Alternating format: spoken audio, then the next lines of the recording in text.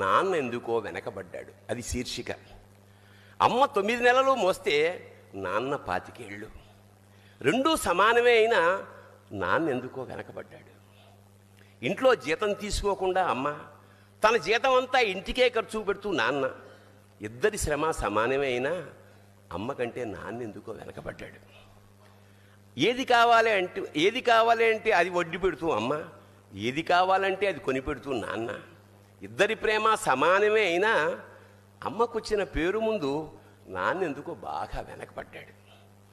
ఫోన్లోనూ అమ్మ పేరే, దెబ్బ తగిలినప్పుడు అమ్మ అని పిలవడే, అవసరం వచ్చినప్పుడు తప్ప మిగతా అప్పుడు గుర్తురానందుకు నాన్న ఎప్పుడైనా బాధపడ్డా? ఏమో.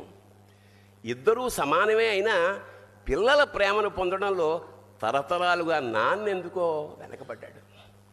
అమ్మకి మాకు బీరువా నిండా రంగురంగుల చీరలు బట్టలు, నాన్న బట్టలకు దండెం కూడా నిండదు.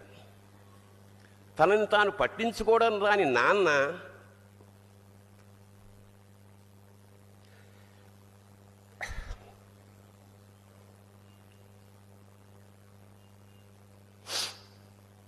ఎందుకో మాకు కూడా పట్టనంత వెనకపడ్డాడు. అమ్మకి అన్నో కొన్నో బంగారు నగలు, నాన్నకి బంగారు అంచున్న పట్టు పంచి ఒకటే. కుటుంబం కోసం ఎంత చేసినా తగిన గుర్తింపు తెచ్చుకోవడంలో నాన్న ఎందుకో పాపం బాగా వెనకబడ్డాడు. పిల్లల ఫీజులు ఖర్చులు ఉన్నాయి. ఎప్పుడప్పుడు ఈసారి పండక్కి చీర కొనొద్దంది అమ్మ. ఇష్టమైన కూర అని చెప్పి పిల్లలు మొత్తం తినేస్తే ఆ పూటకి పచ్చడి మెతుకులతోనే ఇష్టంగా తినే నాన్న, ఇద్దరి ప్రేమ ఒకటే అయినా మా అమ్మ కంటే నాన్న చాలా వెనకబడ్డాడు.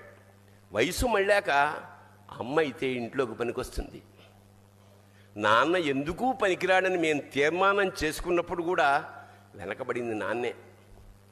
నాన్న ఇలా వెనకబడిపోవడానికి కారణం ఆయన మా అందరికీ వెన్నెముక కావడమే.